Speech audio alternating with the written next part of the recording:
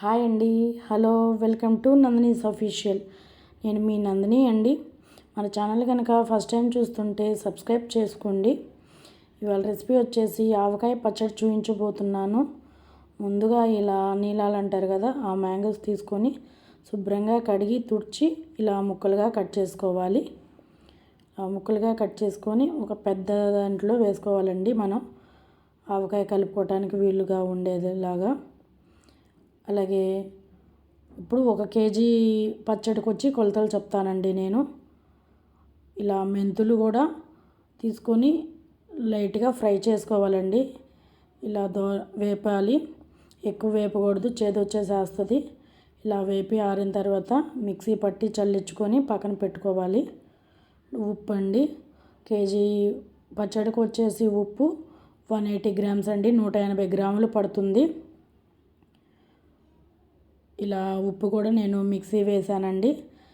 ఇలా కళ్ళు ఉప్పు తీసుకొని మిక్సీ వేస్తే త్వరగా కరిగిపోతుంది. ఇలా 180 గ్రాములు వేసుకోవాలండి. అలాగే కారం కూడా 180 గ్రాములు వేసుకోవాలండి కేజీ పచ్చడికి వచ్చేసి.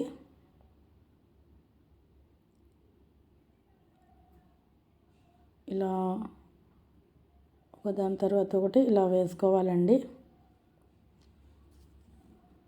అలాగే ఆవపిండి అండి, ఆవపిండి వచ్చేసి 90 గ్రాములు వేసుకోవాలండి. కేజీకి వచ్చేసి 90 గ్రాములు. ఇప్పుడు మెంతిపిండి అండి, చూసారు కదా మనం మిక్సీ పట్టి జల్లించుకున్న మెంతిపిండి 60 గ్రాములు వేసుకోవాలండి 1 కేజీకి వచ్చేసి. అలాగే చిన్నుల్లిపాయలు ఒక 50 గ్రాములు వేసుకుంటే సరిపోతుంది. ఇంకెక్కువ వేసుకోవాలన్నా అది మీ ఇష్టం అండి, వేసుకోవచ్చు. ఇప్పుడు ఇవి మొత్తం బాగా కలిసేలాగా ఒకసారి మొత్తం కలుపుకోవాలండి. ఇలా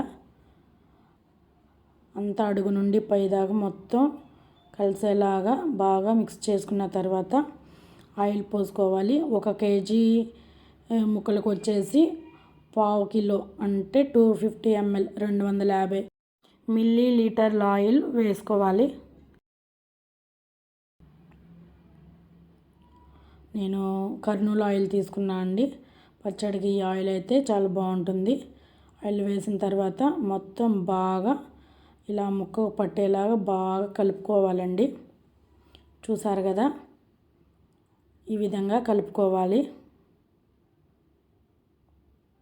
ఇలా అడుగు నుండి పైదాకా మొత్తం ముక్కలు పట్టేలాగా కలుపుకొని మూత పెట్టేసుకొని ఒక 3 days అయితే ఉంచుకోవాలండి. 3 days తర్వాత చూసారు కదా ఆయిల్ అనేది ఎలా సపరేట్ అయిపోయిందో, చక్కగా మొత్తం బాగా కలిసిందండి. మళ్ళీ ఒకసారి అడుగు నుండి ఒకసారి మొత్తం కలుపుకోవాలి. ఇలా కనుక మనం మిక్సీ వేసుకొని పౌడర్లు కనుక చల్లించుకొని కలుపుకుంటే మనకి గ్రేవీ అనేది చాలా బాగా వస్తుందండి. చూసారు కదా వీడియోలో ఎంత బాగా వచ్చిందో. అంతే అండి, ఇంక ఇది ఏదన్నా గాజు బౌల్లో కానీ లేదంటే జాడీల్లో కానీ షిఫ్ట్ చేసేసుకోవటమే. చూసారు కదా ఫ్రెండ్స్, ఎంత బాగా వచ్చిందో ఆవకాయ అనేది మనకి. ఈ కొలతలతో మీరు కూడా ఒక్కసారి ట్రై చేయండి.